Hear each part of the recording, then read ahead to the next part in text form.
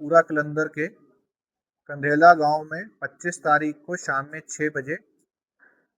उसी गांव के रहने वाले रामलगन मौर्य जी, जो अपनी मदर के साथ उनका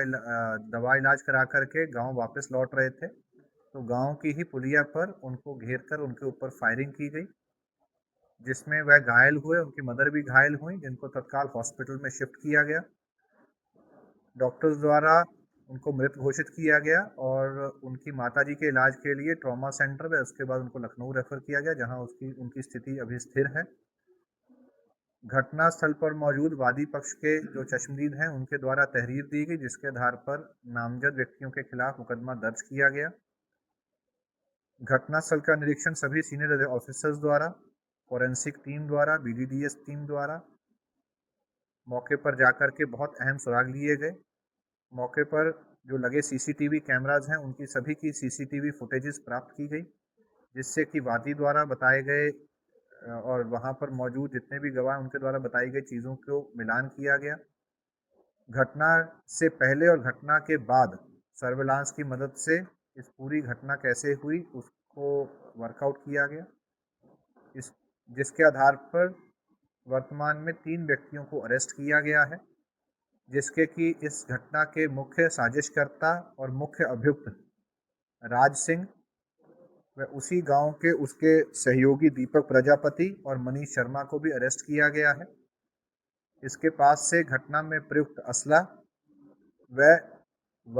काले रंग की वर्ना कार, जो कि घटना स्थल पर मौजूद थी और घटना के बाद इसी कार से जो अभियुक्त हैं वहां से फरार हुए थे। ये कार भी फर्जी डॉक्यूमेंट्स के आधार पर लखनऊ से एक हायरिंग कंपनी से ली गई थी, उसके भी साक्ष्य प्राप्त हुए हैं। पूछताछ में ये बात सामने आई है कि अभियुक्तों द्वारा इस घटना की योजना 1 हफ्ता पूर्व पहले से बनाई गई थी।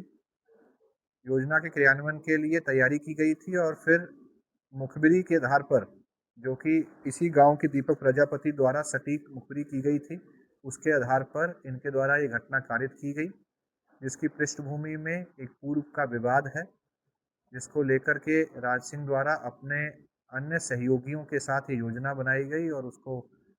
उसके बाद इस घटना को कारित किया गया।